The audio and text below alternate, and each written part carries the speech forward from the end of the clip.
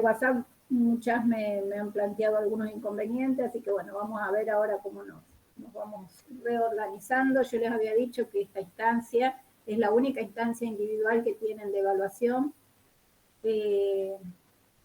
no, porque no hay parcial, entonces bueno, como que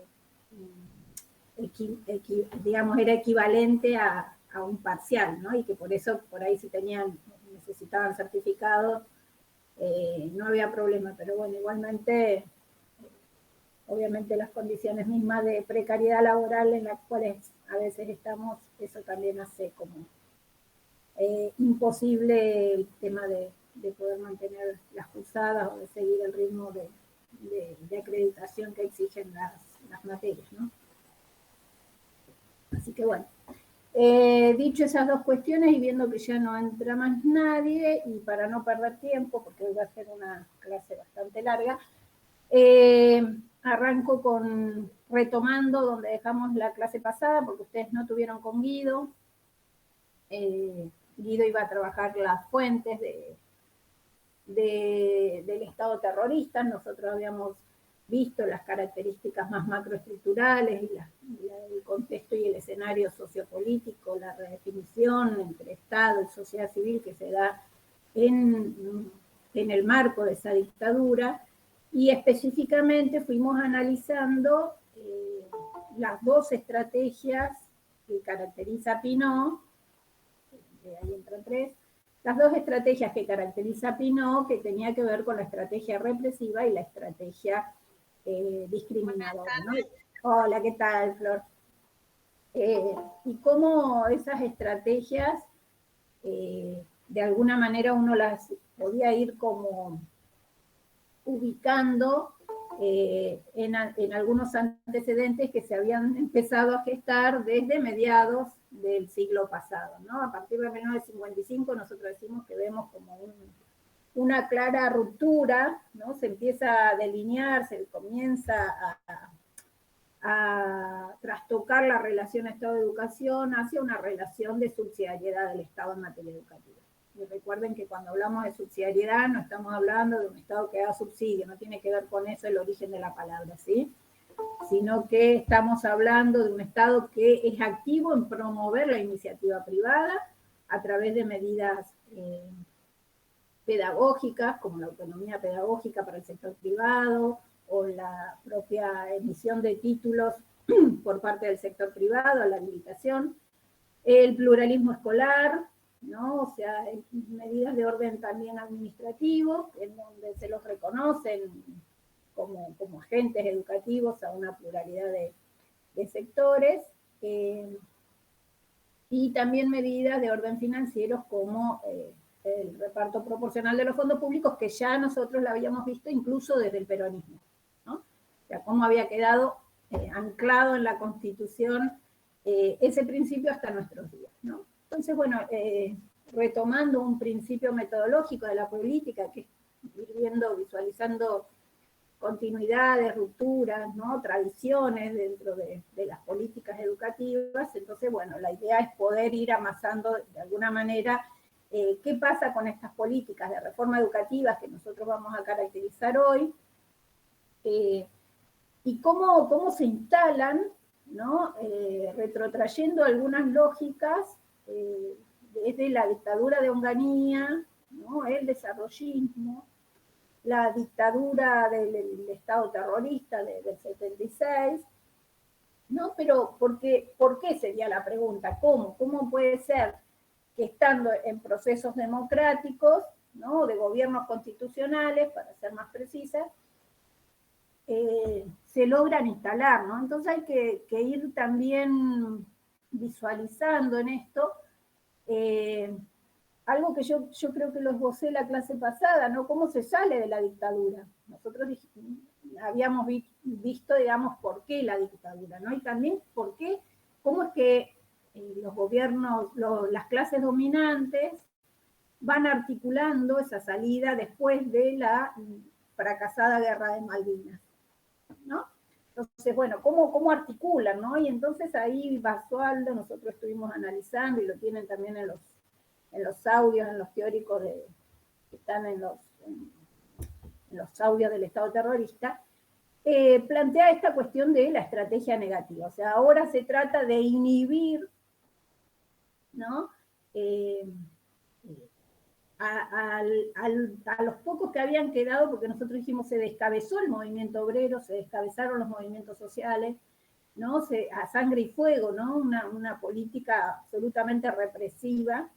Y entonces, bueno, ¿cómo operar, digamos, ¿no? ¿Qué nueva estrategia es necesaria para salir de esa dictadura? Y bueno, justamente hay algunas claves en eso para pensar. Por un lado, la cooptación vía retribuciones materiales, ¿no? Vía reconocimiento, gente que había sido muy golpeada en el propio proceso de la dictadura, y que en esas frágiles democracias, como nosotros las vamos a llamar, de alguna manera se van alineando, ¿no? A este proceso de recomposición de la dominación. La otra cuestión que hay que tener en claro, y que la van a ir tocando seguramente en los distintos textos, es la crisis macroestructural, ¿no? La crisis capitalista de los años 70.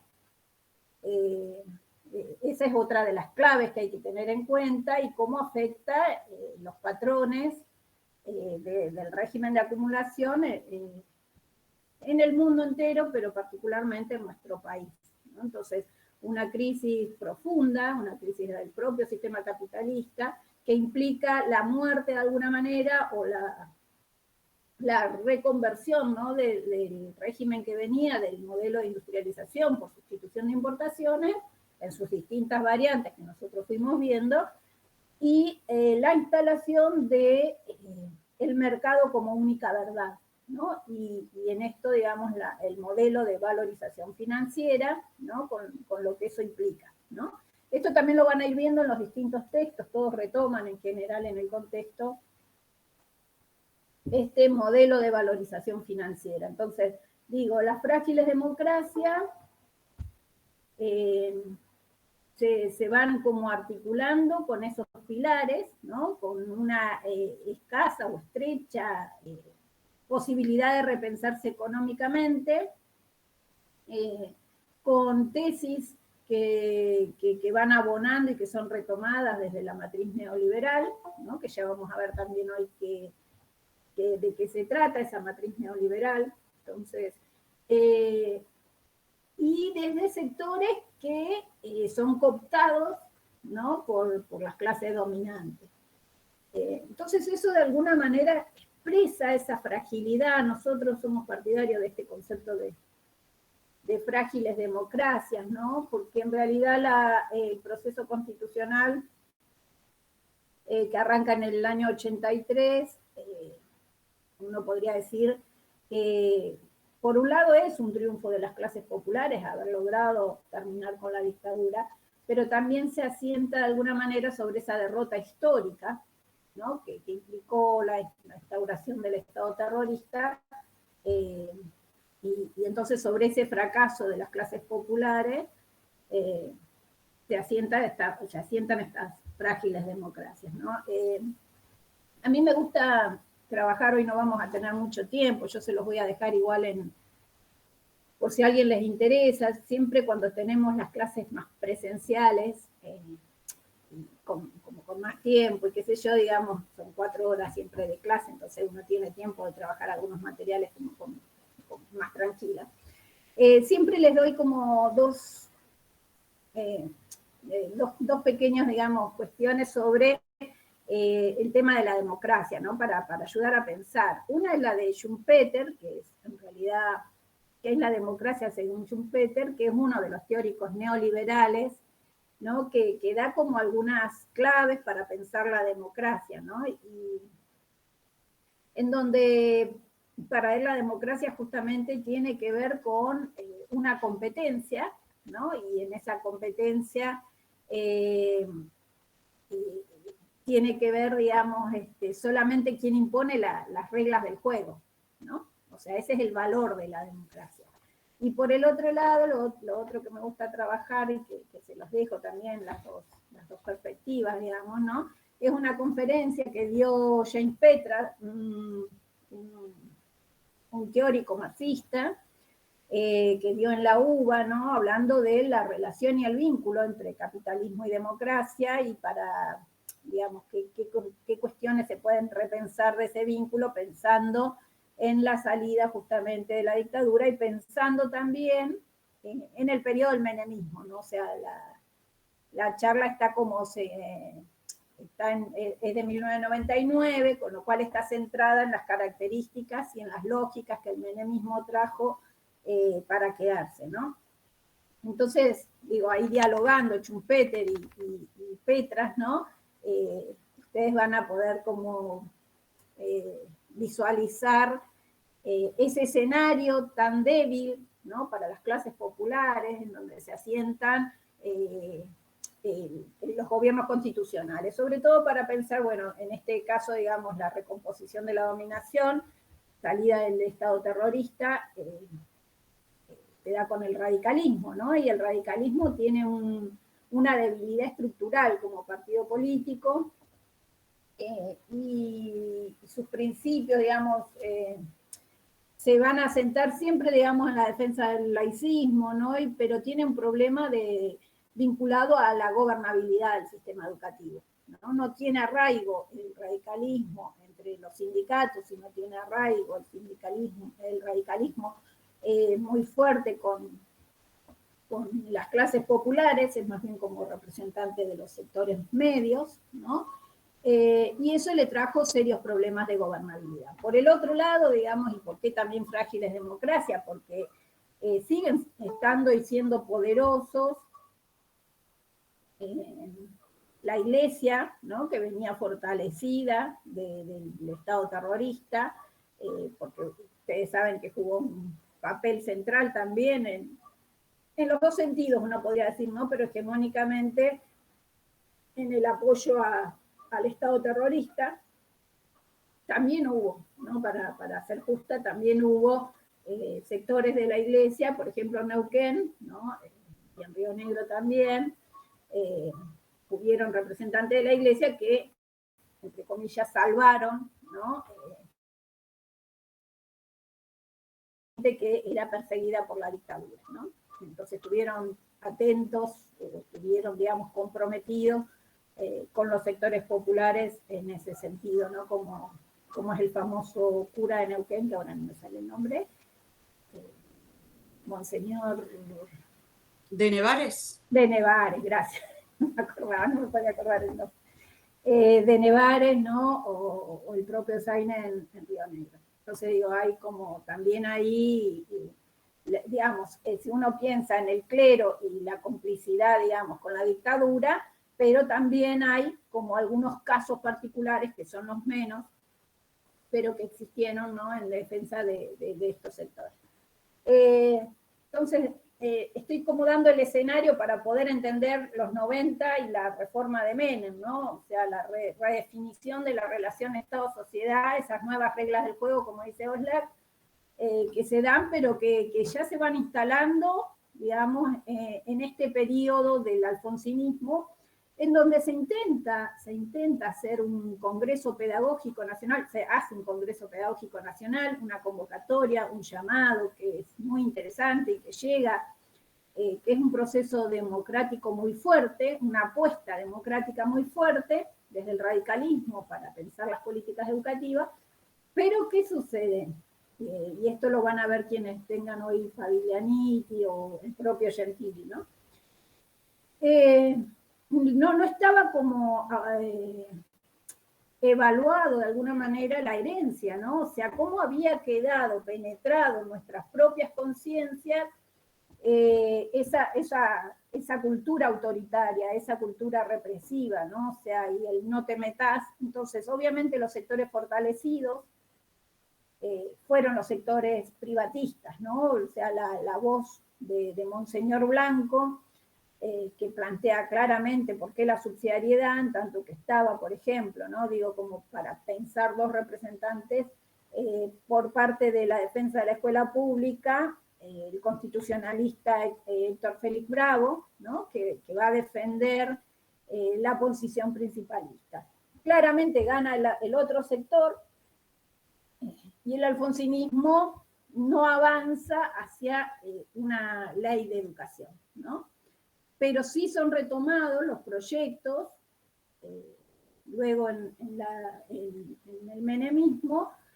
Ustedes saben que al menemismo se llega a su vez, ¿no?, por como golpes de mercado, lo que le llaman golpes de mercado, ¿no? O sea, en el 89 hubieron como una crisis hiperinflacionaria terrible, ¿no? Que llevó obviamente a las clases populares al tema de saqueos y cuestiones así, y los sindicatos a su vez a plantear una serie de paros generales, ¿no?, frente a esa condición, y así asume el menemismo, ¿no? Y entonces, por eso digo esa cuestión de la fragilidad del alfonsinismo con sindicatos, ¿no? Pensando en esto de qué sujetos, cómo se va dando y definiendo la política, ¿no?, en esa arena de conflicto. Y entonces ahí asume el menemismo, ¿no?, con esta propuesta, asume con un programa que luego traiciona a los sectores que anidaban ahí, ¿no? Y cada vez va profundizando más el camino, y en donde ya desde la dictadura, incluso desde el desarrollismo, ¿no?, hay una lógica de los think tanks muy importante, por eso incorporamos algunos materiales del Banco Mundial, de la CEPAL, ¿no?, que son quienes orientan estos procesos de salida, ¿no? Así que bueno, eso como para que entiendan los distintos materiales y cómo se van insertando los materiales en esta lógica. Nosotros tenemos primero algunos materiales que nos van a hablar de las matrices, de la matriz de pensamiento que orientan estos procesos. Después tenemos en la lógica, esperen que encuentren, tengo una mesa. Bueno, no encuentro el listadito que... Después tenemos la relación Estado-sociedad en el marco del menemismo con Forcinito, y luego sí ya nos adentramos en 3 o 4 o 5 materiales, no me acuerdo bien, pero sobre las características de las reformas, pensadas siempre en línea histórica, ¿no? Esas reformas educativas, viéndolas, por ejemplo, con el texto de Schwarzenegger en términos de ciclos, bueno, viéndolo con Berger en términos de cómo afecta el trabajo docente, etcétera, etcétera. Así que esa sería un poco la lógica, y ya después sí, el resto de los materiales, bueno, algunos se abocan a la formación docente, otras a la universidad, para ver la recomposición en el ámbito universitario, también tenemos de los organismos internacionales, y la clase de mañana está pensada más, si llegamos, en esta crisis, digamos, qué pasa con la profunda crisis de hegemonía del 2001, ¿no? Y entonces la salida de esa crisis, ¿no?, desde el kirchnerismo, ¿no? Sería otro paquetito de materiales que son los que exponen más mañana, el día de mañana. Pero hoy tratemos de ver si podemos cerrar y caracterizar en todas sus dimensiones el tema de este proceso de recomposición, ¿no?, entre Estado y sociedad, sobre todo en el marco de las frágiles democracias, pero sobre todo centrado en el menemismo y las reformas educativas. Bien, empezamos con el texto de Gentili.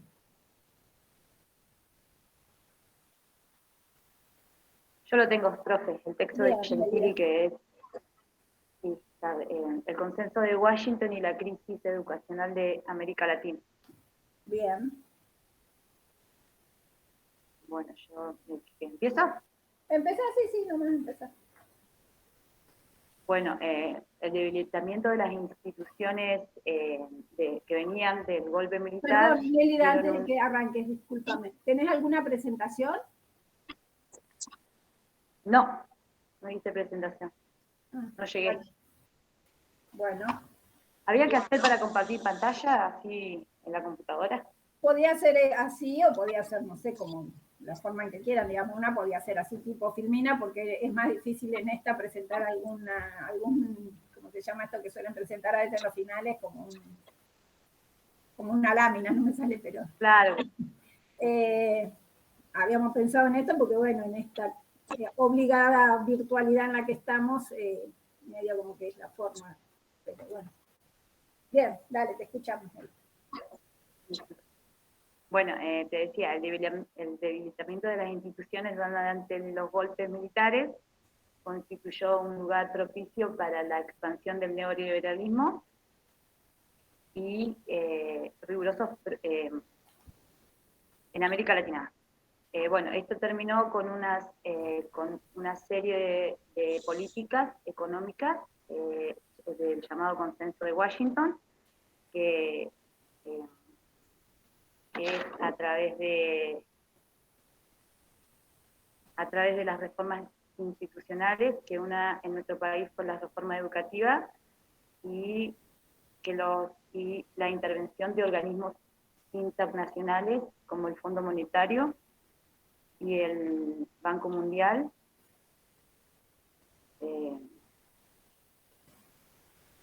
bueno, que acusan al Estado de un mal manejo de las instituciones y dicen que en América Latina hay una crisis educativa de calidad, de eficiencia e ineficacia, que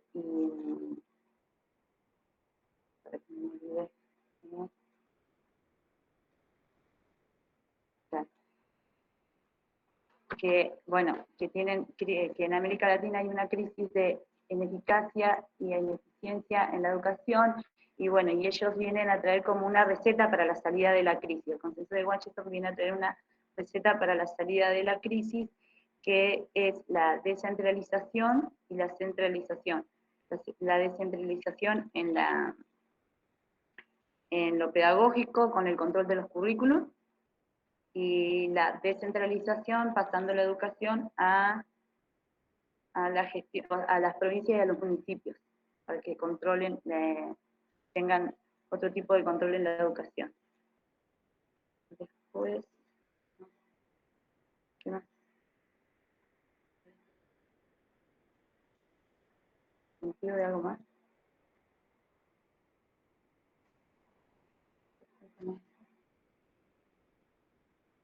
Bueno, y instalan esta palabra de meritocracia, los neoliberales, bueno, instalan esa palabra de la meritocracia, que se llega a lograr todo a través del mérito individual de cada uno. Es como que cada persona individualmente debe lograr sus objetivos sin ayuda.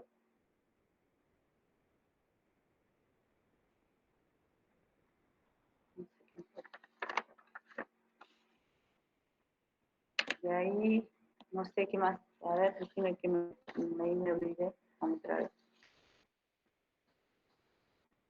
A ver, pero ¿por qué habla de consenso de Washington? Sería lo más importante de poder ver, ¿no? ¿Qué es el consenso de Washington? ¿Por qué habla? ¿Cómo caracteriza la crisis, la salida?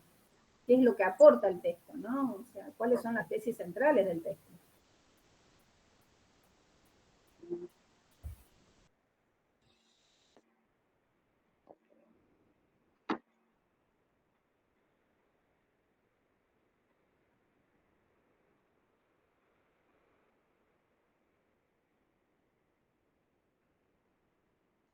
Bueno, la parte central es, bueno, es como que ellos, como que es una receta para la salida de la crisis que estaba habiendo en América Latina.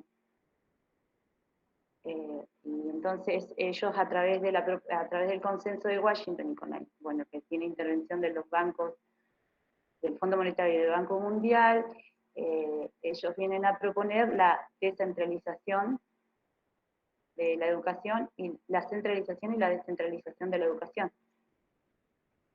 Serían como los puntos más importantes del consenso. Que en todo este contexto de los años 80, 89 en adelante, fue la flexibilización laboral, que culpan a las instituciones como una crisis estructural, esto de intervenir en los currículos escolares, en lo pedagógico, en la formación de los docentes, y cómo correr al Estado y transferir la educación a otras instituciones, como debilitar el sistema sería. Que ellos dicen que lo vienen a fortalecer y en realidad derivan los gastos en otras cosas y no cumplen con el discurso que tienen, que traen. ¿Y quiénes son los que van a, o sea, a ver, quiénes serían como los culpables? Porque ahí define justamente el aporte del texto, va quiénes son los culpables o quiénes el neoliberalismo determina como culpables. Y los culpables son la salida el estado de bienestar, claro, los culpables dicen que son el estado de bienestar, los sindicatos y la sociedad. Los sindicatos porque apoyan a las clases populares, el estado de bienestar es como... el Estado es como...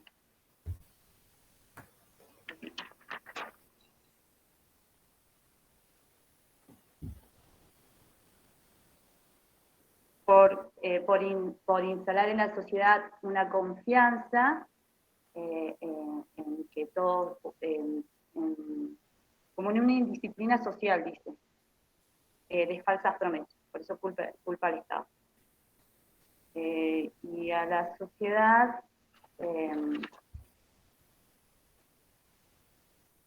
por no crear competencias y cuando ahí introduce esto de que la sociedad debe ser como premiada a través del mérito, dice, como hablar los principios éticos de competencia meritocracia y hablar de exigencia de los sindicatos. Como que trata de individualizar. Y no tiene que ser en conjunto, no tiene que haber conjunto en la sociedad, tiene que ser individual, ¿cómo sería? Para que no me sale la palabra. Que cada uno pueda llevar a través del mérito propio, para que no se produzca la crisis. A esa parte no. ¿Y quiénes, cómo sería la salida? ¿Quiénes la propondrían? ¿Quiénes son los capacitados para proponer la salida, no? Y la salida la proponen los organismos internacionales, en realidad, que son los que intervienen. Ellos son los que proponen la salida de la crisis, por eso el consenso de Washington. No es una propuesta que sale de la crisis dentro del país, sino que viene desde afuera. Son como recetas Bien. Que vienen a sacarnos de esa crisis. Sí, igual ahí es importante tener en cuenta que cuando habla de consenso tiene que, o sea, él plantea como un consenso también en educación, pero cuando habla del consenso de Washington justamente se está refiriendo a ese programa de ajuste, ¿no? Y estabilización que se va dando con algunas medidas como la disciplina fiscal, el tema de priorizar el gasto, la redefinición de las prioridades del gasto público, ¿no? Con reformas tributarias regresivas profundas, ¿no? O sea, a esas medidas son las que se denomina el consenso de Washington, ¿no? Que casi no se perciben diferencias entre los distintos países en ese recetario, como decía Nélida, ¿no? Claro, porque se da en toda América, en realidad, en toda América Latina, se da esta crisis educativa. ¿Ya estaría Nélida entonces? Sí, porque no tengo nada más que decir. Bueno. Creo que son las causas, los culpables y la salida de la crisis. Bien, sí. Sí, a veces hay como que tratar de redondear un poco más la idea, sí, porque piensen que los compañeros no la leyeron, entonces el material. Y la presentación también era parte de la evaluación, no sé si nos quedó claro, pero yo les dije, o sea, el resumen es una obligación, pero nosotros no lo evaluábamos, ¿no? Simplemente lo subimos, no los miramos, o sea que eso si está bien o mal, no sabemos. Pero sí la presentación y la exposición, digamos, la claridad en la exposición, el tema este de ver esos aportes del texto, ¿no?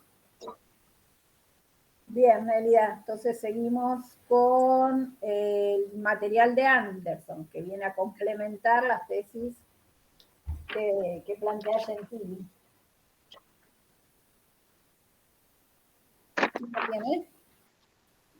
Norma. Profe, Sí, le hago ¿quién? una consulta. No sé quién me habla.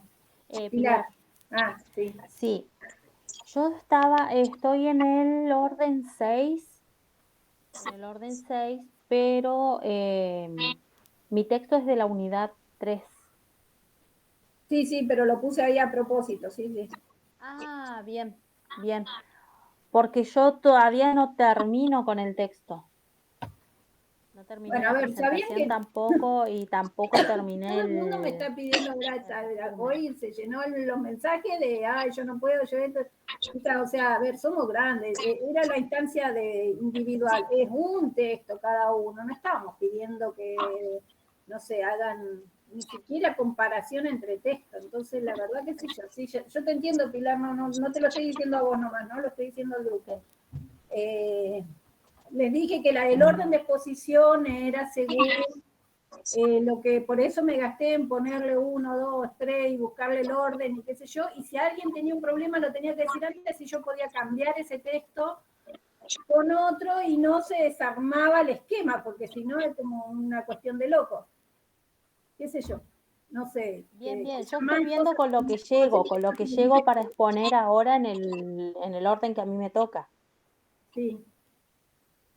para Tendría que hacer dar una una idea de lo presentación de de lo pantalla. que trata el texto, que es justamente con esto que se está hablando ahora. Sí, sí, ya sé. Bueno, ahí vemos ahora cuando te toque. Vamos al segundo texto. Bueno, Perdón, Nélida, le quedó el micrófono abierto. Bien, Nelida. ¿Está Norma?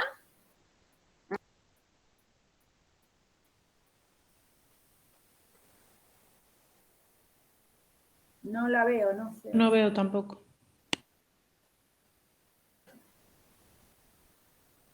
No, parecería que no está. Bien.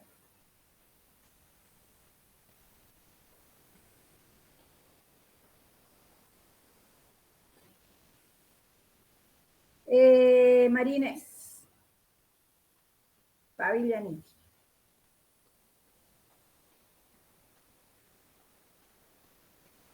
Buenas tardes, profesora, Hola, buenas tardes Marínez. a todas las compas. Bueno, en primer lugar, no es que me quiera disculpar, pero estoy igual que Nélida, que no hice un PowerPoint para poder compartir pantalla, porque inclusive estuve charlando ayer con Neko a ver si lo teníamos que hacer o no, pero no lo escuchamos. Creo que ninguna de las tres que hemos trabajado en grupo lo escuchamos. O no lo, Y no nunca lo, les di mi teléfono para que ah. me avisen, nada.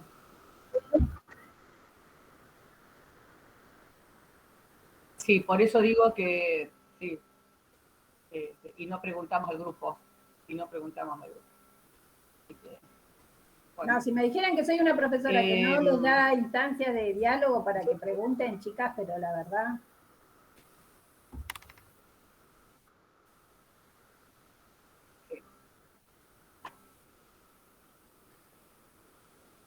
Bueno, Bueno, dale, te escuchamos. en el caso del texto de Paglianitti, Norma, conservadurismo y neoconservadurismo,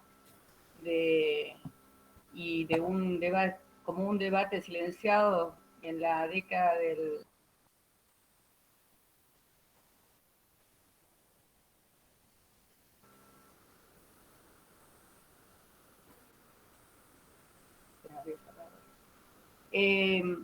Ella coloca como varios ejes, varios puntos a tener en cuenta, y comienza con esto de el olvido de la historia con respecto a que el tema educativo no ha sido tratado en el ámbito que corresponde, inclusive la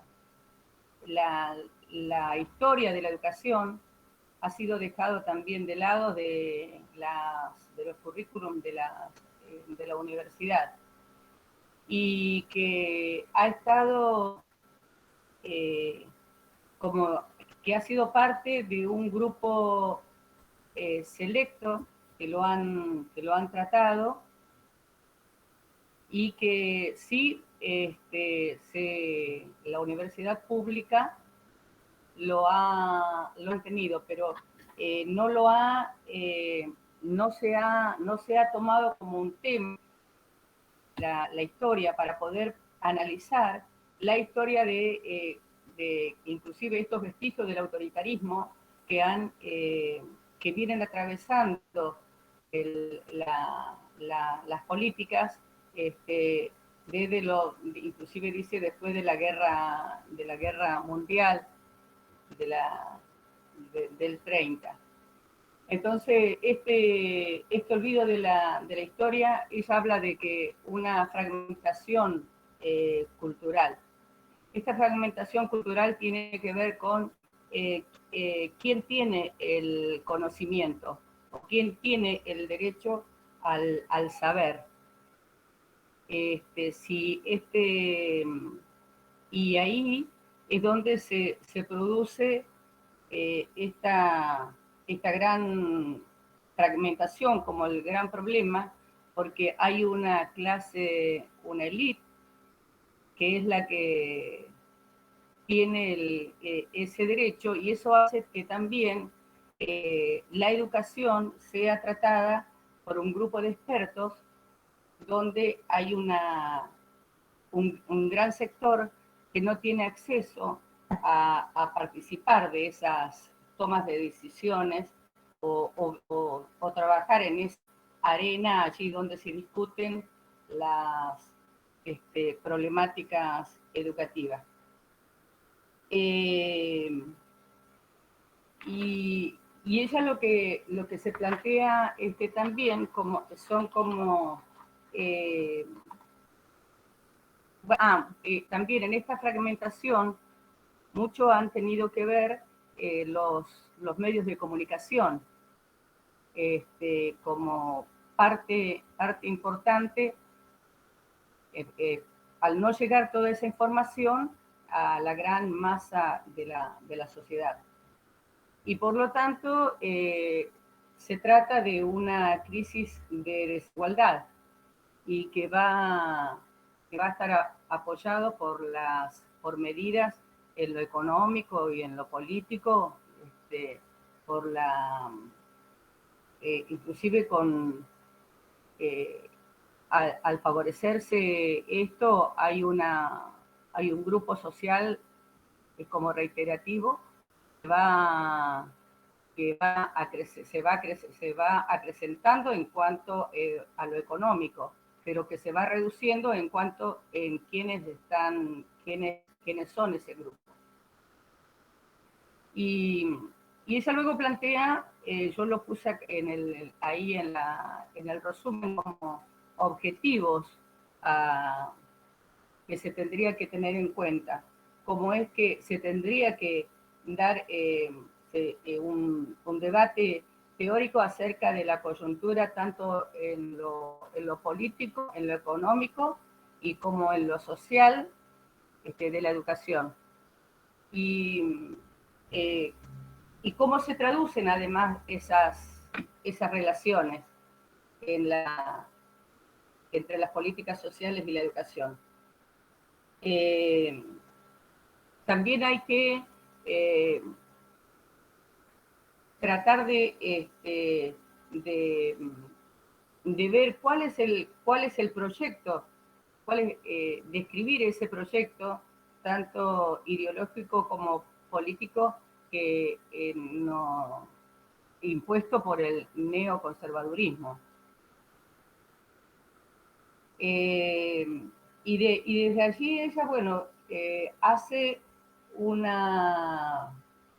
comienza a desarrollar cada tema, y cuando habla de los aportes a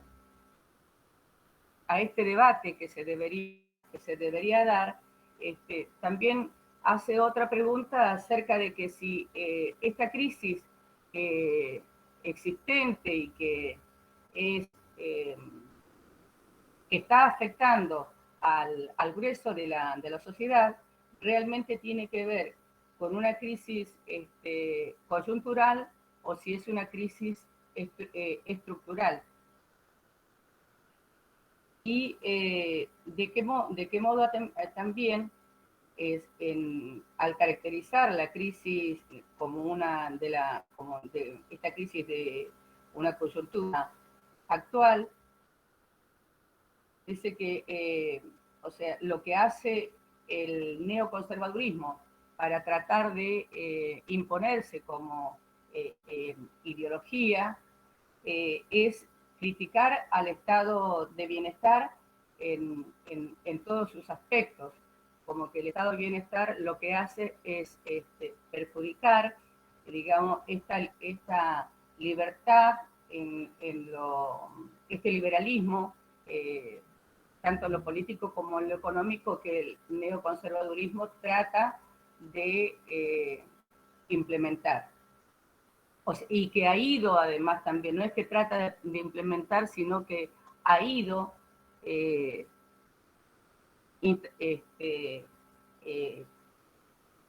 diseñando a través de los distintos gobiernos, porque no es que el autoritarismo es un tema superado, sino que el autoritarismo y de la mano del neoconservadurismo sigue estando, y sobre todo en la sociedad argentina.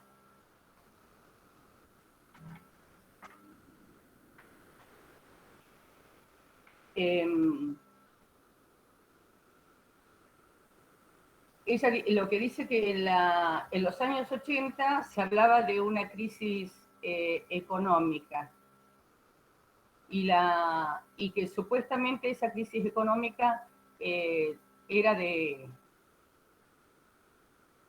una crisis a corto plazo y sin embargo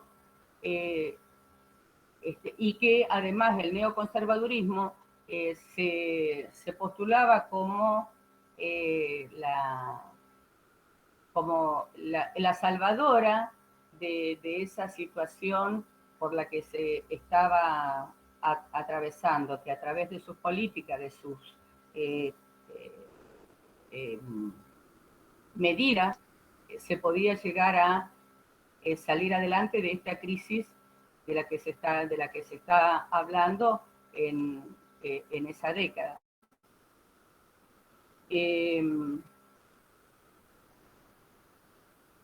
A ver, cuando caracteriza a esa coyuntura, habla de estas pérdidas pérdidas que se han producido en las distintas esferas de la sociedad. Entonces, cómo esa credibilidad hacia las decisiones del Estado se han ido perdiendo.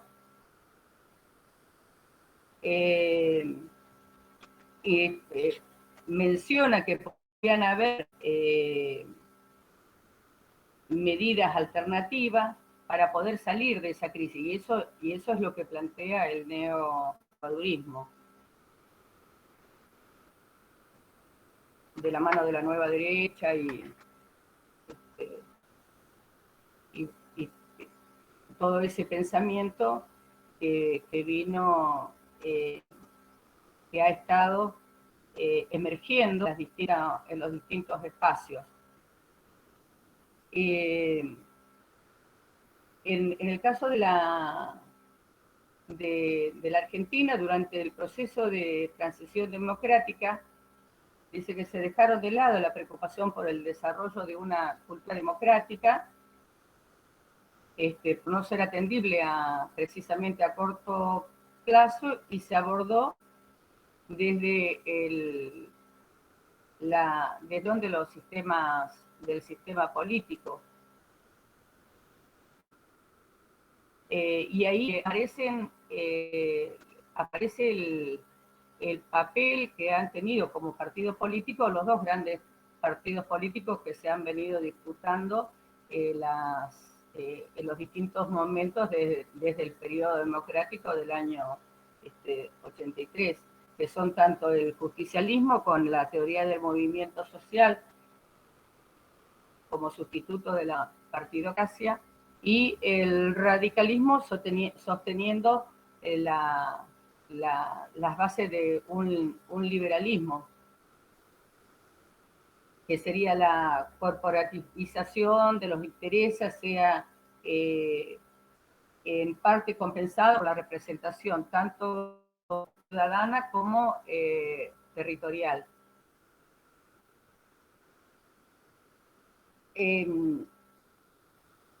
Dice la autora que dentro de la línea justicialista hay una recomposición económica, política y social, cultural, bajo la hegemonía de la ideología neoconservadora.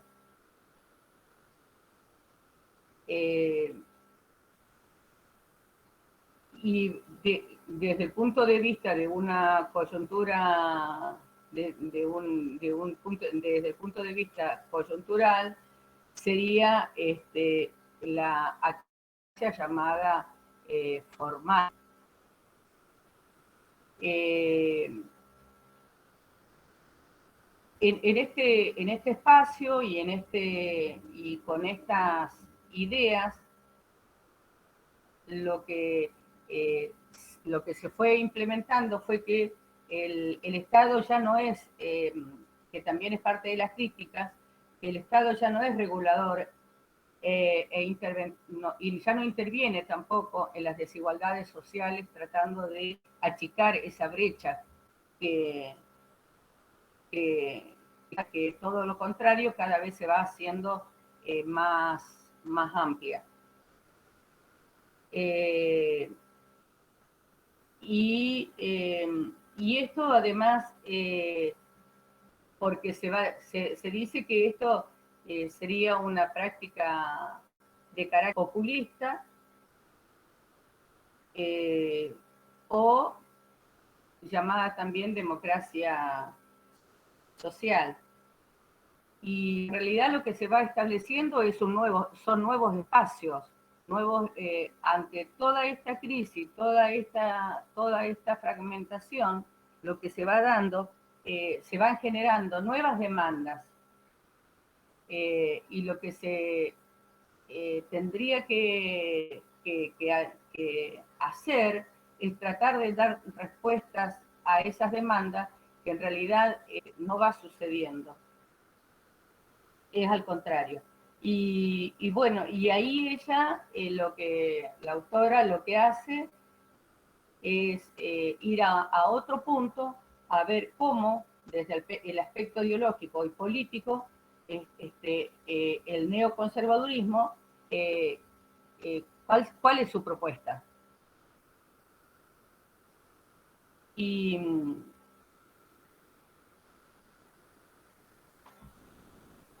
ahí en primer lugar, lo que se va a decir que es una nueva derecha, que es la que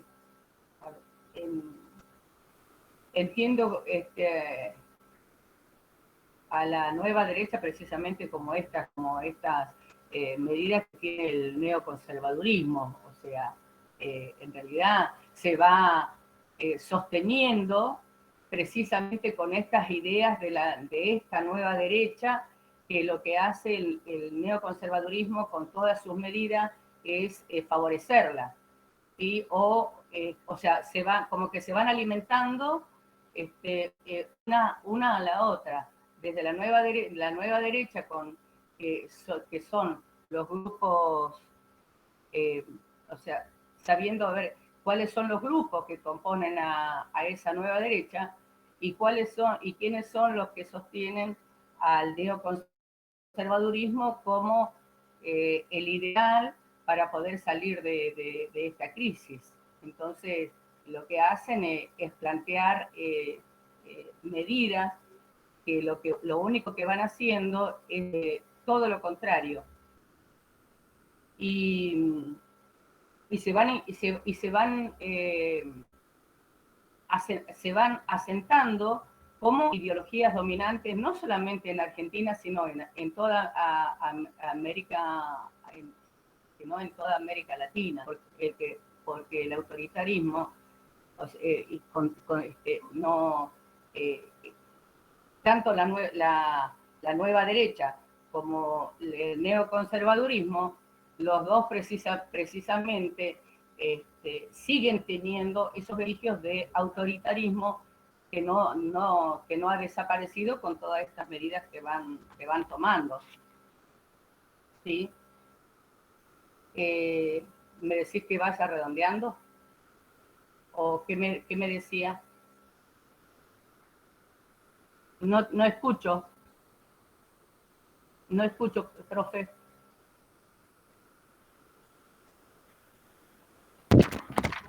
A ver. ¿Ahí? A ver. Ahí sí Ahí. se escucha. ¿Ahí sí?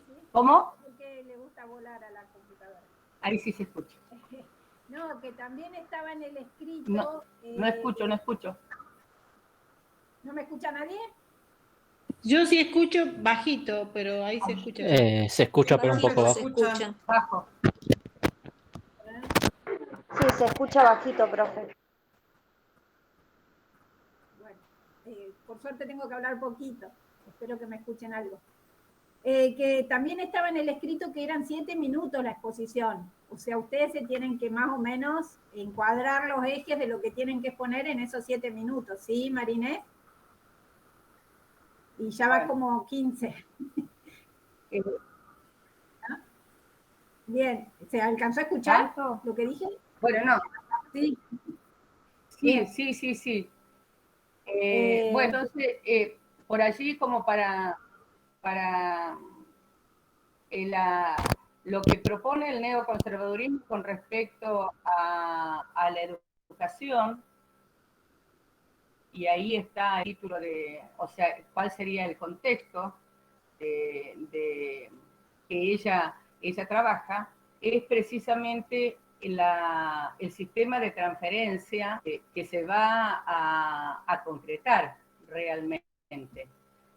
El sistema de transferencia de los servicios educativos al ámbito de las provincias, en aquellas jurisdicciones, decía la norma, aquellas jurisdicciones que estuvieran en condiciones de hacerlo. Sin embargo, nosotros sabemos perfectamente que en realidad que la educación no tuvo en cuenta eso, porque en realidad provincias o que estaban empobrecidas lo mismo tuvieron que recibir a estas escuelas que eran de carácter nacional.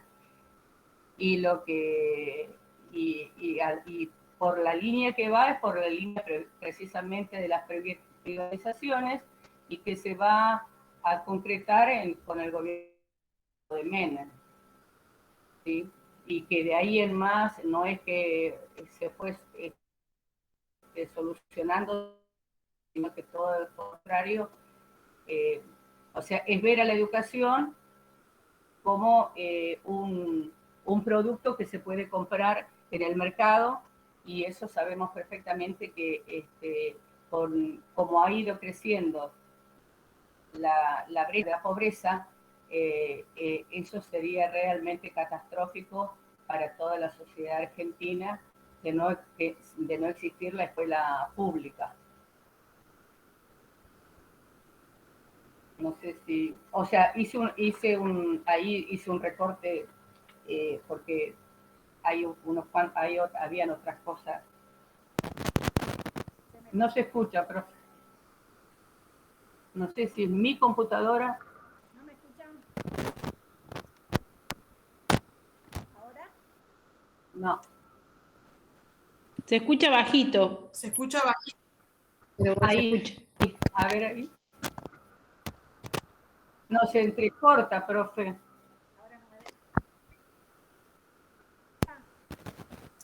Profe, ¿puede ser que tenga un celular cerca del micrófono? Porque como se escucha la interferencia. No, no, es la computadora que tiene mal sonido. Ah, bien. Se le escucha, pero bajito igual. Está bien. Bueno, no, pero quería ahora sí. No, no me escuchan, ¿no? Ahora. Sí, le escuchamos. Sí, se escucha. Se escucha. ¿Ahora? Un poquito, No, porque sí. quería por ahí como... Ay, Sí, se escucha, profe. quería como cerrar este bloque porque acá cerraríamos un bloquecito de 3 materiales, uno de ellos no estuvo, pero digamos, imaginemos que estuvo, que es el de Anderson, que con las matrices de pensamiento, ¿no? Neoliberalismo, neoconservadurismo, como expresión de la nueva derecha, ¿no? Y que son quienes direccionan este proceso de reforma y de recomposición entre el Estado y la sociedad, ¿no? Y otra de las cosas que por ahí Marines no terminó, pero que intenta visualizar Paviglianetti, que ella lo explicaba ahí con la cuestión de las transferencias, son cuáles son aquellas continuidades en nuestra política educacional justamente que van a materializarse, ¿no? En estas tesis neoliberales de salida a la crisis de 1970, ¿no? O sea, tanto la crisis del 70 como la del 80, que algunos le denominan crisis de la deuda externa,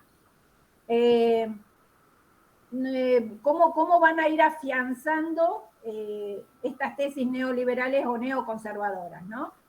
Algunos a veces preguntan, bueno, ¿qué es lo neoliberal y qué es lo neoconservador? ¿No? Uno podría decir que lo neoliberal es como la salida económica, en donde el mercado ¿no? vuelve a retomar esas tesis fuertes, digamos, de Adam Smith, David Ricardo, el mercado como regulador, ¿no? En tanto que lo neoconservador tiene que ver con, como decíamos en su momento con Ansaldi, ¿no? En cuanto al régimen de dominación fuertemente represivo, ¿no? que es la forma de salida y de poder llevar a cabo, aunque parezca contradictorio, esas tesis de la libertad absoluta, ¿no? A veces también eso se ve si uno... Sí, además apoyados por los patrones de acumulación que van dice también poniéndose en vigencia. O sea, los patrones de acumulación lo que hace precisamente es como una pata que necesitan para poder echar adelante las políticas. Exacto, ¿no? Y entonces ahí y el patrón trabaja con un autor importante de Buscovici, este concepto que puso de manifiesto ahí Marines de crisis de la desigualdad, ¿no? Cómo se manifiesta en una profunda crisis de la desigualdad. Entonces con esto tenemos como esas tesis, el texto de Anderson, sería interesante que lo lean ustedes, porque bueno, ahí va a decir, es un balance, digamos, del neoliberalismo y fundamentalmente explicita, bueno, ¿qué es el neoliberalismo? ¿Desde cuándo las tesis neoliberales empiezan, digamos, a discutir esto en la sociedad montpellerín, ¿no? En pleno apogeo del estado de bienestar, 1945, con el texto de Camino de servidumbre de Hayek, ¿no? Un teórico que es el fundamento, igual que Friedman, que estuvieron también siendo asesores en la dictadura de Chile, ¿no? Del 73, que fue uno de los primeros casos, digamos, en donde se manifiesta estas tesis neoliberales, cómo desde allí, digamos, se van a ir articulando una serie, un ideario, ¿no? Con algunos núcleos que los vamos a ir viendo operar en las políticas públicas de cada uno de estos países. Entonces el texto de Anderson hace un balance y termina... ¿Sí? ¿Se me escucha? No, que decía que también hay cuando cuando se habla del neoliberalismo, leyendo los autores que que Paviglianetti va tomando, también dice que, o sea, uno tiene que tratar de analizar también esas contradicciones que se dan entre lo que sería el liberalismo de lo económico como el liberalismo de lo político, qué es lo que sostiene uno y qué es lo que sostiene el otro, porque no es que los dos van de la mano, o sea, no es que cuando hablamos de liberalismo económico y liberalismo político, los dos van por la misma línea, no, también como para poder entender algunos conceptos que la autora pone ahí a debate. Bien, bien, sí, sí. Sí, tal cual. Bien. Bueno, eso, ¿no? Ese entramado vinculado a las tesis, digo, y Anderson lo que hace es ese balance, pasado creo que 10 años lo hace, y él dice, bueno, en realidad como modelo económico no triunfó, ¿no? Y va dando algunos indicadores ahí de por qué no triunfa, pero en donde tuvo un relativo éxito fue en la imposición de un sistema de valores, ¿no? En la estrategia cultural sería, ¿no? En esta cuestión que nosotros, dicho de otra manera, lo decimos como quedó incrustado en nuestro sentido común, ¿no? Una serie de ideas que quedaron en las masas populares o en las masas, digamos, como parte de la definición de lo que la realidad es. ¿Mm? Entonces, no tanto su programa económico, sino en realidad su estrategia cultural, ¿no? que es lo que más quedó plasmado. Eso está en ese texto de Anderson. Por eso sería lo de coyuntura, por eso la pregunta si es una crisis estructural o es una crisis de coyuntura. Entonces, bien. Si en la crisis de coyuntura hay que analizar todas esas esferas. Sí, sí, tal cual. Bien, y ahora sí ya nos vamos a adentrar en las características del sistema económico y político que permitieron estas ideas. Le toca a Fabiola con Forcinito, nota sobre el papel del Estado argentino en la reestructuración regresiva de la relación entre el capital y la fuerza de trabajo.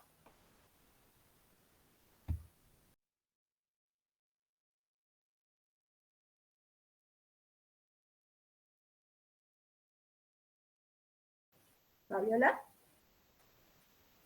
estás muteada. Está muteada.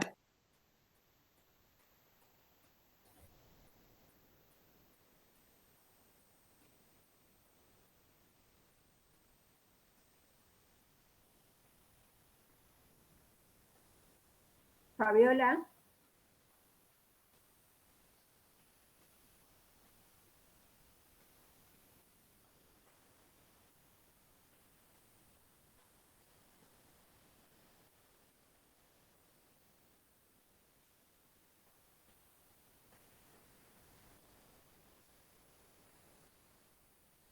¿No puedes sacar el sonido?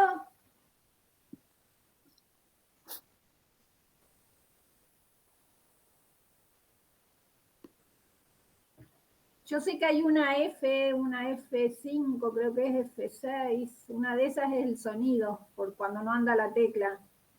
No sé si alguien la puede ayudar mejor.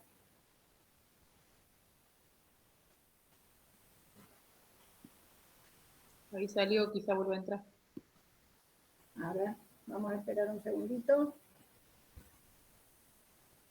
Porque ya después sí entramos, ahí vuelve a entrar. Ya después vamos a lo de reforma, entonces sería interesante tener este contexto. Este es el material más amplio, digamos, sobre contexto. Fabiola.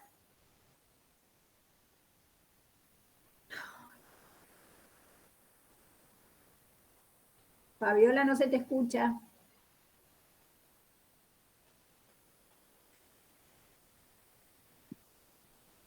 ¿No tendrás otro dispositivo para conectarte, Fabiola? Ahí. Por ahí que se conecte con el celu, que siempre tiene sonido e imagen. Es más fácil.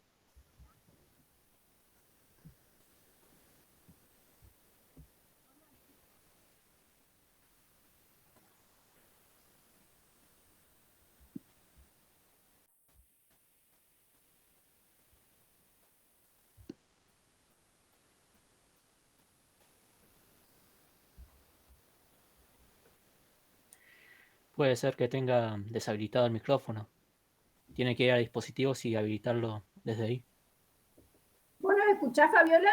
Hola, ¿se escucha? Ahí, sí. Ahí. Ah, Bien. no escuchaba, parece que el micrófono de la compu no me anda, entonces le conecté los auriculares. Bien. Sí, está ahí. Hola, ahí sí. Bien. Mi texto es Estado y Política en la Educación Argentina Actual de Karina Forcinta.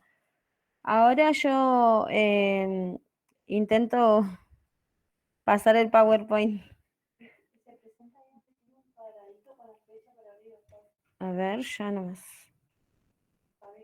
Ujú. Sí, pero no lo encuentro. Abajo, en la barra de abajo. Sí. Es una flechita que va para arriba. Acá. Gabriela. Sí. Ah. En una pestaña. Hola. Acá. Igual la en- profesora tiene que invitar a todos para poder compartir el PowerPoint. Sí, Ella están tiene que habilitados. invitar a todos. Sí, sí, es cierto, estamos todos habilitados. Ya estamos todos habilitados. Por eso apretás ahí y se comparte lo que estás mirando. Ajá. Tenés que tener abierto primero el documento, Fabiola. Ah, bien, bien, bien. Ahí lo abro. Tenés que tener el archivo abierto y después apretar ese botón de pico azul que se ve anticuadrado. Ya está.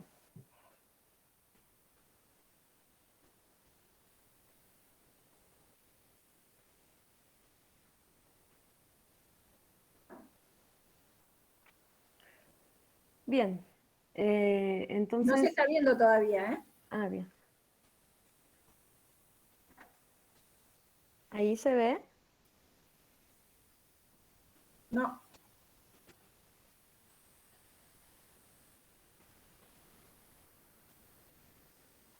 Tenés que abrir primero el documento, después en la flechita ir a presentar. Ahí está.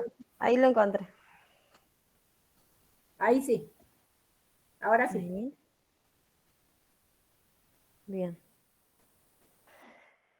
Bueno, entonces. Ay, no sé cómo. Ahí está. En primer lugar, podemos ver el rol del Estado en la estructuración entre el capital y el trabajo. Hay un cartel, perdón, de diálogo ahí que le llaman uno de Office, que lo tendrías que cerrar para que puedan visualizar la presentación. A ver, ahí.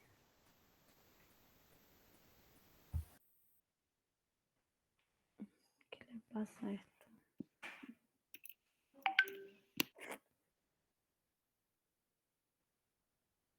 Ay.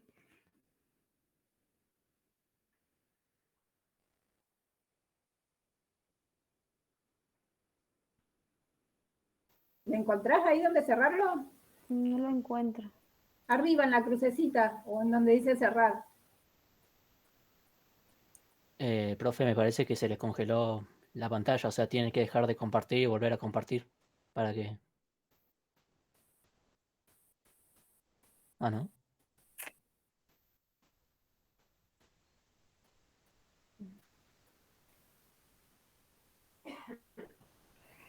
A ver, 2 minutos que me fijo qué es lo que sucede. Perdón, profe. Se me presenta.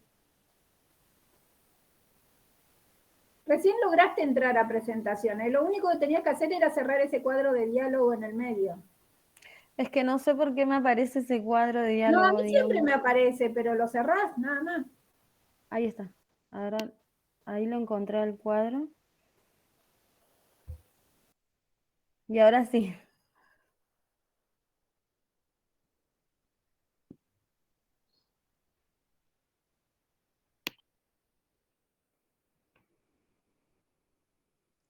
Ahora sí.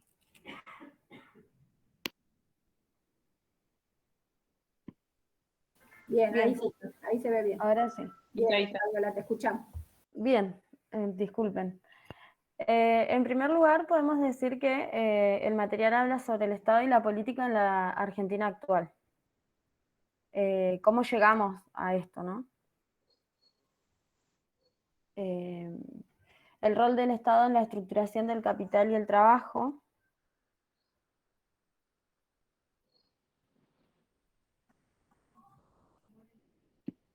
Yo no veo cambio en la diapositiva, no sé si. Ay, es que... Una aclaración quizás solamente para a los efectos de del grupo, ¿no? Cuando dice actual, no es actual, digamos. Ese es el nombre del texto, pero hay que situar el texto en la década del 90, ¿no?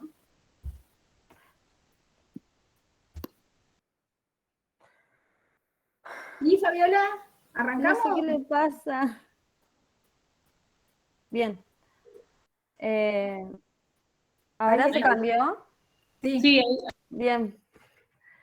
Entonces tenemos una relación entre el capital y la fuerza de trabajo, ¿sí? La autora lo que trata de desarrollar es una perspectiva teórica en relación a desmentir la tesis del Estado no intervencionista, en donde se ponen como opuesto el Estado y el mercado, ¿no?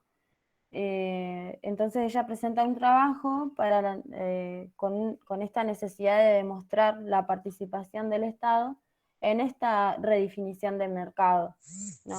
Dice que hay una extracción del trabajo, un excedente de él.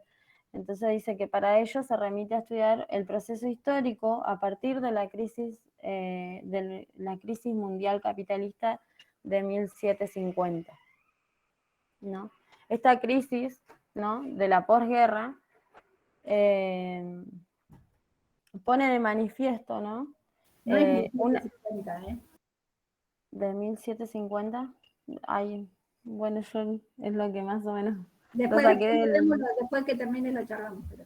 Bien, esta crisis de la posguerra trae como consecuencia, ¿no?, el agotamiento de la acumulación de las economías mundiales, la reestructuración socioeconómica de los estados de bienestar, procesos que son recíprocos y que se retroalimentan entre sí, como por ejemplo la revolución científica económica, que una de ellas es la microelectrónica, la principal, digamos, y la globalización económica, que vendría a ser la transnacionalización de la economía, ¿no? Una de las consecuencias que trajeron estos procesos fue la distribución de las riquezas, impactando en los trabajadores de una manera regresiva, ¿no? Entre ellos salarios bajos, trabajos precarizados, una reducción de empleos.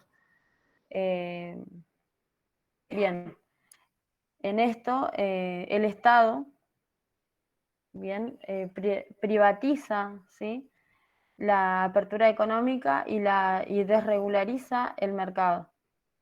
Bien, en esto conlleva la llamada, esto es lo que conlleva al llamado neoliberalismo, ¿sí? Entonces el neoliberalismo lo que hace es que lo privado y la libertad del mercado son requisitos para la eficiencia de esto, ¿no? Entonces hacen una regularización laboral. La autora menciona la flexibilidad laboral, en donde yo cuando, por ejemplo, tuve que remitir a otros materiales como para poder visualizar estos conceptos, y yo decía, bueno, la flexibilidad laboral suena como libre, como libertad, y en realidad es al contrario, digamos, es lo contrario. Viene a ser al fin de la estabilidad laboral, bajos costos salarial, como también, digamos, se les sacan la mayoría de los derechos que se habían logrado, ¿no? Está en contra de los sindicatos, de las obras sociales, todo eso. Entonces, una de las consecuencias que trajo todo esto es la concentración y la centralización del capital en pocas manos, ¿no? Y además, con los trabajadores hacen llega esto de la pauperización de gran parte de la población, hay pobreza, ¿no? Y la destrucción del medio ambiente y la fragmentación de los sectores trabajadores además, ¿no? Debido a esta globalización y demás, hay una destrucción del medio ambiente, ¿no? Luego, acá en Argentina, ¿sí?, para implementar estas políticas neoliberales se necesitó de la dictadura militar, digamos, vino de la mano de la dictadura militar. en donde sabemos todos que los derechos humanos fueron totalmente devastados, ¿no? Silvana, tenés abierto el micrófono. Bien. A ver. ¿Listo? En Argentina, esta crisis Sí, perdón. implementó la política neoliberal en 1976 a 1983, ¿no? Y como todos sabemos, una de las cuestiones principales fueron de esta dictadura fueron los delitos de lesa humanidad, endeudamiento estatal, ¿no? Entonces el Estado contrae fuertes deudas orientadas a un grupo empresarial, ¿sí? Que vendrían a ser estos grupos empresariales son el Banco Mundial y el Fondo Monetario Internacional, ¿sí? En la que, bueno, y después nos menciona la autora que se profundizó con el gobierno de Menem, digamos, se vino a profundizar todas estas políticas con el gobierno de Menem. El Estado interviene en las relaciones entre los empresarios y los trabajadores por medio de la DNU, que es el decreto de necesidad de urgencia, ¿no? En este contexto de privatización se regula la relación laboral, dejando en manos de los dueños de las empresas lo referido a los contratos laborales, impulsando, ¿no?, la descentralización del régimen de la negociación colectiva. Hay una flexibilización del contrato de trabajo, dando lugar a contratos temporales, por ejemplo, no indemnización de despido, polivalencia laboral, por ejemplo, o sea, donde el trabajador, además, por ejemplo, no sé, de ser docente, debía garantizar que el nene coma y todas estas cuestiones, ¿no? Bien, con estas políticas lo que se asegura es la transferencia de riquezas de la fuerza del trabajo hacia el capital. Esta reestructuración laboral constituyó la mayor explotación de la fuerza de trabajo por el capital, fundamentalmente en el sector privado, ¿sí? El rol del Estado fue de intervención, sin él no hubiesen podido institucionalizar las reformas necesarias garantes del capital. Más o menos este es el fin, pero yo quería como agregar, aparte, vieron que en las consignas del trabajo decía que por ahí apuntara preguntas que se nos hacían referentes al tema, ¿no? Y yo me hice 2 preguntas. Una de ellas era cuáles eran las causas que generan el retroceso a los derechos, con respecto a los derechos laborales y la justicia social, porque es como que ganamos cuestiones con los derechos laborales y demás, y luego siempre con estas políticas hay retroceso en eso. Y después la otra es cómo lograr que los trabajadores recuperen el poder de la negociación con el capital. Cómo salir de esa fragmentación de los trabajadores, porque pensándolo, esto es una estrategia, digamos, de fragmentar a los trabajadores para que nosotros perdamos un poco el poder, ¿no? O nosotros como que con una unidad de trabajadores tendríamos más poder, como por ejemplo se me vino a la mente cuando este año los médicos y trabajadores de salud, enfermeros y demás, fueron a la ruta y por derecho a un salario digno y se enfrentaron los propios trabajadores, como por ejemplo los camioneros. Y entonces es como que siempre el Estado lo que hace es como implementar eso, ¿no? Tratar de conseguir eso, ese enfrentamiento entre nosotros.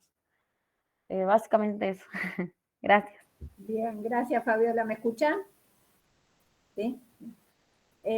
Bien. Una aclaración por ahí, ¿no? El tema de la crisis. Es importante poder ubicarnos históricamente en qué periodo estamos, ¿no?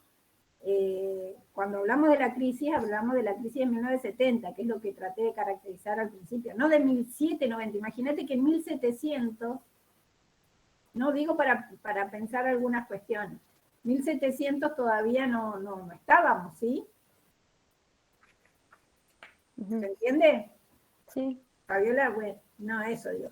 La crisis que está hablando Karina ahí es de 1970, que es la crisis que tratamos de caracterizar en varios textos, va a aparecer, ¿no? Porque es la que de alguna manera trae aparejado la recomposición de la dominación y lo que decíamos cuando vimos Estado terrorista, ¿no? El tema de alguna manera, la necesidad de imponer a sangre y fuego un modelo económico, ¿no? Y aplastar esas clases populares, como decía Fabiola bien, ¿no? Que habían ganado derechos laborales, que habían luchado por sus derechos y que habían conquistado ciertos derechos, digamos, en el mundo en derechos sociales y en el mundo del trabajo, fundamentalmente, ¿no? Entonces la gran ofensiva que implica la crisis de 1970, ¿no? Da como la posibilidad histórica para que las tesis neoliberales se impongan y haya una recomposición de la dominación.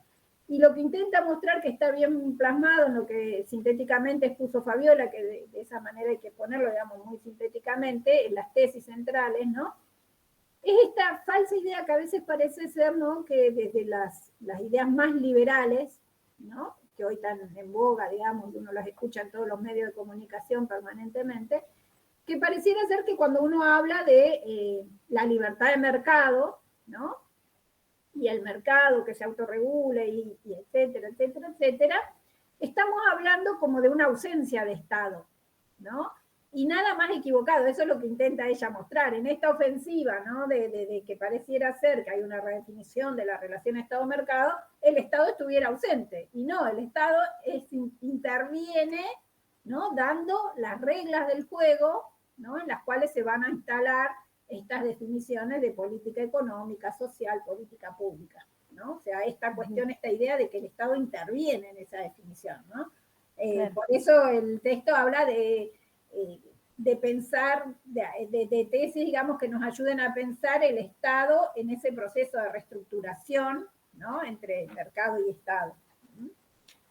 Bien. Muchas gracias. Bien, bien. Seguimos, entonces sigue Flor, con el texto de Swaznavarch. Ahora sí nos metemos bien en lo educativo. Hasta acá eran como condiciones más sociopolíticas de escenario, y ahora vamos a un texto que es bien ya, centrado en los ciclos de reforma educativa, pero que, ojo, va hacia atrás y va hacia adelante, ¿no? Entonces, también lo tenemos que ver en perspectiva histórica. Sí, Flor. Bien. Voy a intentar ver cómo se comparte, porque nunca lo hice esto. Estoy desde el teléfono.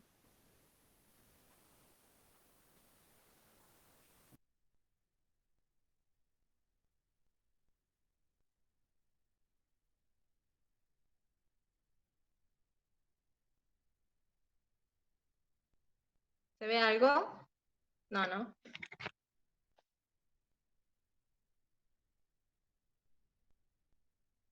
Ahí sí. Ahí se ve, no, se ve tu pantalla y ahí sí atrás está ahí. Ahí Sí. se ve. Sí, Yo sí. no los veo a ninguno de ustedes, ¿sí ven? Sí, me imagino, porque si estás del celular se ve solo la pantallita. Se achica todo, desde el celular se achica todo. Pero bueno, dale. Bien, ahí bien. se ve. Ahí se alcanzan a ver todas las... yo lo veo... Tres se ven. Sí, se ven 3. Bien, a ver, voy a tratar de compartirlo para que se vea de a una. Ahí se me puso horizontal la pantalla. Ahí se ve bien, ahí se ve de a uno. Ah, perfecto. Bueno, lo que a mí me tocaba, el texto de Swaznavarch, los ciclos de reforma educativa en América Latina en el 1960, 1990 y 2000. Particularmente, este texto lo que hace es focalizar los ciclos de la reforma educativa en América Latina, entendidos como los distintos intentos estatales de reestructurar los sistemas educativos latinoamericanos. Partamos del origen, ¿no?, de pensar que los sistemas educativos se conformaron alrededor de un modelo de organización burocrática, cuyas características estaban definidas por una estructura jerárquica y vertical, la diferenciación de roles y de funciones, y un conjunto de normas y procedimientos específicos. El gobierno del sistema educativo descansaba por un lado sobre la homogeneidad y la verticalidad de las acciones del Estado, y por otro lado sobre la diferenciación, ¿no?, entre los que pensaban las políticas, es decir, los especialistas, los técnicos y los políticos, y los que la ejecutaban cotidianamente en el ámbito educativo, que eran los maestros y los alumnos. ¿Qué es lo que va a pasar a mediados del siglo XX con este sistema educativo fundacional? Lo que va a pasar es que va a entrar en crisis, y a raíz de esto es que se van a ir dando las distintas reformas. La primera reforma que se da en el ámbito educativo es a inicios de la década del 60, que el modelo fundacional entra en crisis y comienza a mostrar, digamos, deficiencias y limitaciones y claros signos de agotamiento. ¿Cuál era el escenario que se venía dando en ese ámbito? Estábamos en el auge del desarrollismo en la década del 60 y 70. Entonces, frente a todas estas necesidades que planteaba todo este escenario internacional, caracterizado propiamente dicho por las ideologías del desarrollo, es que fue necesario pensar en un nuevo modelo de sistema educativo, en esta reforma educativa. Y aquí la cuestión educativa pasa a tener, digamos, un primer plano, pues la educación era considerada un prerequisito para poder avanzar en estas transformaciones que se tenían que ir dando para lograr el desarrollo y el progreso de la sociedad. Bueno, la promesa del desarrollo que caracteriza el clima de optimismo en los años 60 y 70 marca esta nueva etapa para la región, que encontraría en la idea de la modernización aquella alternativa capaz de completar y corregir este proceso que en su momento era contradictorio, ¿no?, en los países latinoamericanos, pensar en el ascenso, en el progreso. Entonces, ¿cuáles eran las claves que se iban a dar en esta reforma? El desarrollo y la modernización iban a ser las ideas fuerzas que iban a motorizar las reformas educativas en esta década. Bueno, acá yo hice una filmina que es un poco para volver a, digamos, a recordar que estábamos en la etapa del desarrollismo, que el desarrollismo es una propuesta política, económica y social para el progreso.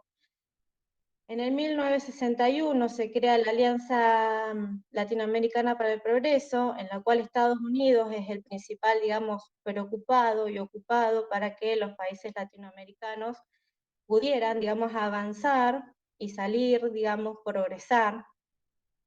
Era el que le iba a brindar el apoyo económico a los países latinoamericanos. Lo que voy marcando en naranja, que eran los puntos como los que me parecían de alguna manera más importantes y a tener en cuenta. La planificación económica y social sería la estrategia y la herramienta central para el cumplimiento de las etapas del desarrollo para el progreso de estas sociedades. Bueno, las reformas educativas iniciadas durante esta década, lo que van a proponerse era, en principio, erradicar el analfabetismo, pues había una alta tasa de analfabetismo en esa década.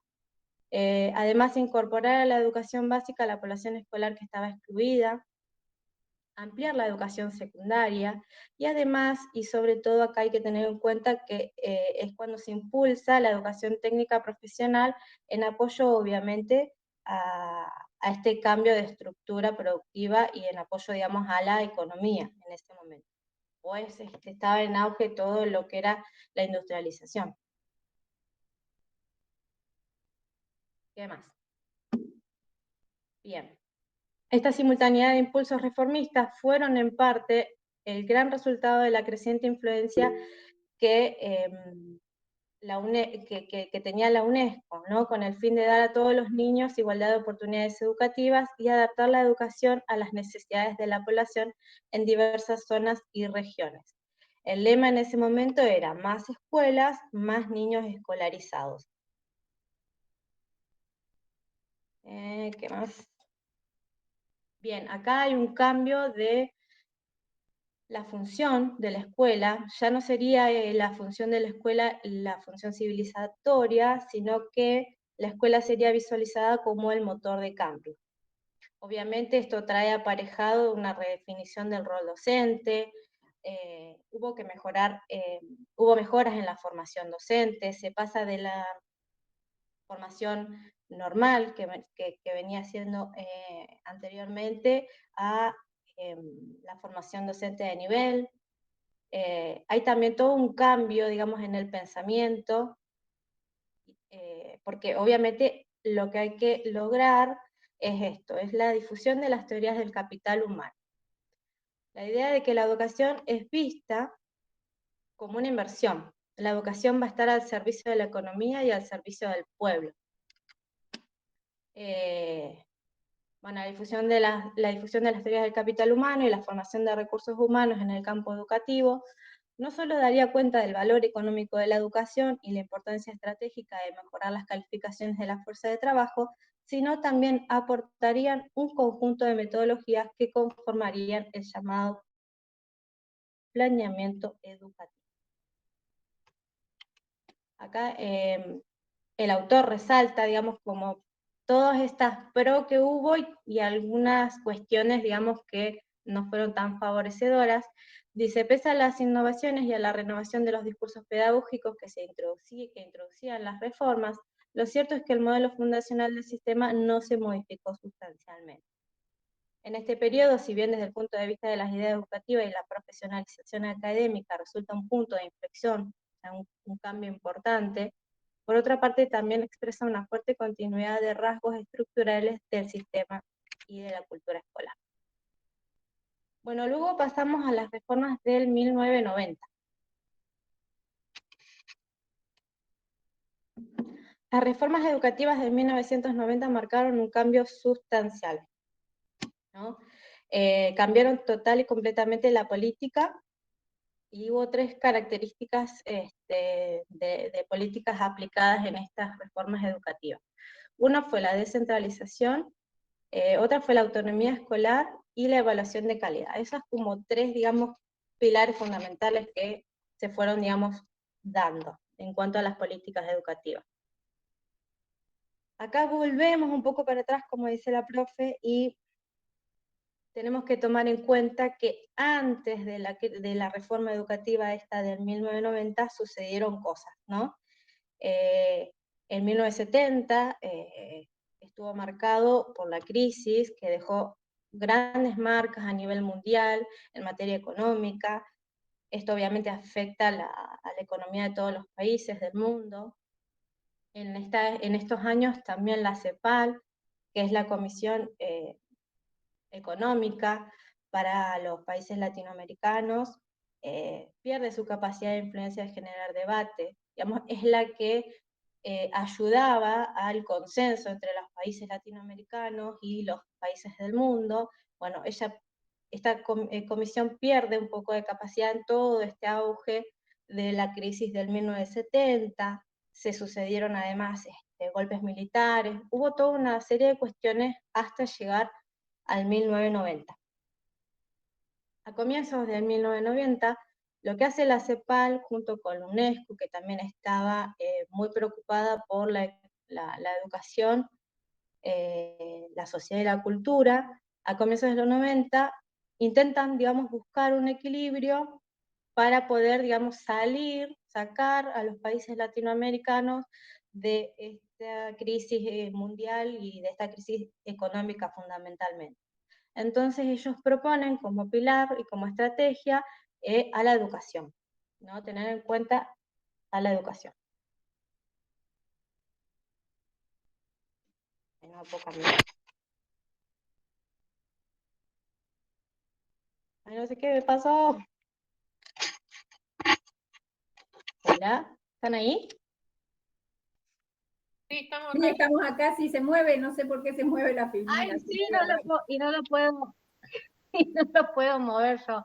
Bueno, a ver si puedo desde mi compu, aunque sea seguir hablándoles. Sí, Bien, se las te reformas escucha, ¿eh? educativas. ¿Eh? Se te escucha bien. Ah, bueno. Las reformas educativas del 90 expresaron una promesa modernizadora, que se materializó en la agenda de políticas específicas que, como ya nombré, fueron la descentralización, la autonomía escolar y un conjunto de instrumentos que van a ser la evaluación, el currículo, el financiamiento de proyectos.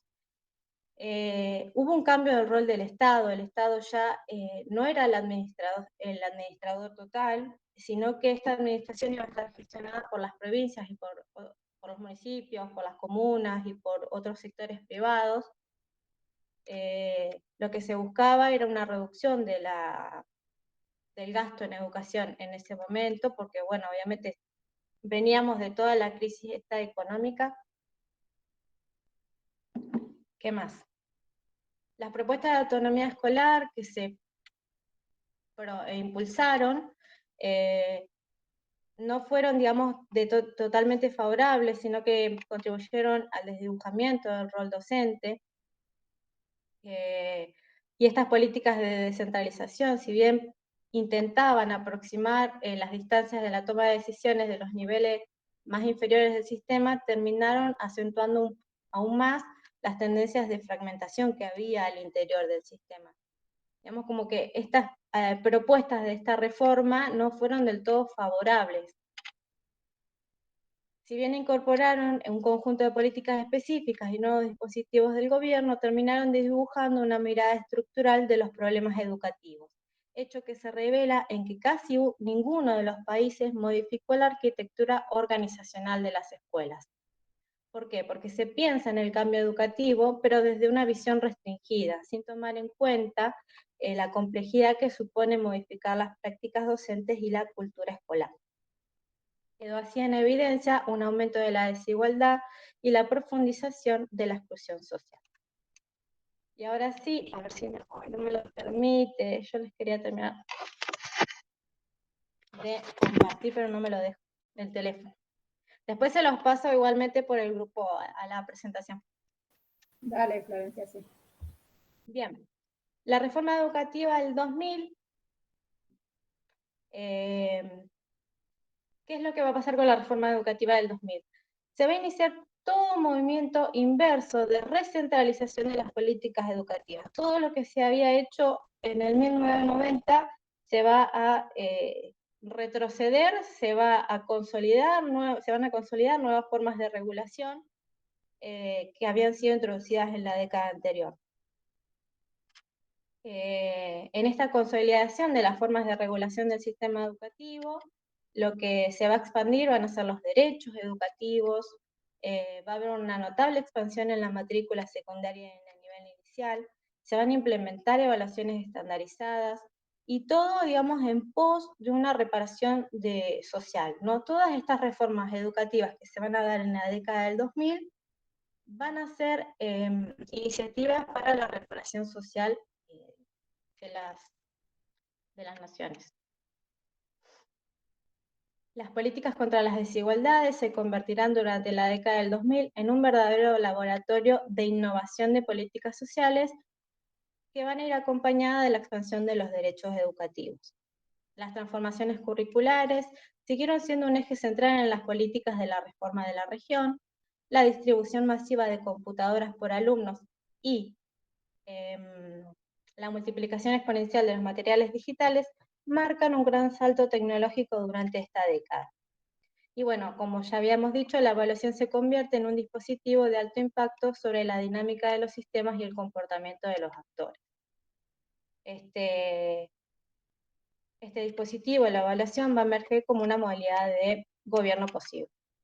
Y bueno, a modo de conclusión, y ya terminando, si pensamos algunos de los lineamientos que se nos ponen enfrente cuando nos enfrentamos a estos problemas educativos, podemos concluir que pareciera haber un cierto consenso en cuanto a la importancia de las problemáticas que se dan en los distintos países latinoamericanos. Porque aunque no haya un acuerdo respecto del qué, de las políticas, del cómo implementarla y con qué recursos financiarla, lo cierto es que en la mayoría de los casos, las problemáticas que se dan se repiten en una y otra reforma, ¿no? Podríamos decir que la universalización de la educación infantil, la educación secundaria, la educación técnica, la educación de adultos, la educación especial, como problemáticas educativas, la cuestión docente, la evaluación de los aprendizajes, las tecnologías de la educación, el financiamiento educativo, etcétera, pueden ser las hipótesis de trabajo de una serie de tendencias políticas que se proyecten en un escenario a futuro. Y bueno, ahí estaría terminando yo con mi presentación. Voy a ver si puedo salir desde mi teléfono, así los puedo volver a ver. Está bien, Florencia. Bien, bien, bien, estuvo claro los 3 ciclos de reforma que caracteriza Swaznavar. Ahí sí. A ver si puedo volver a entrar. Espérame.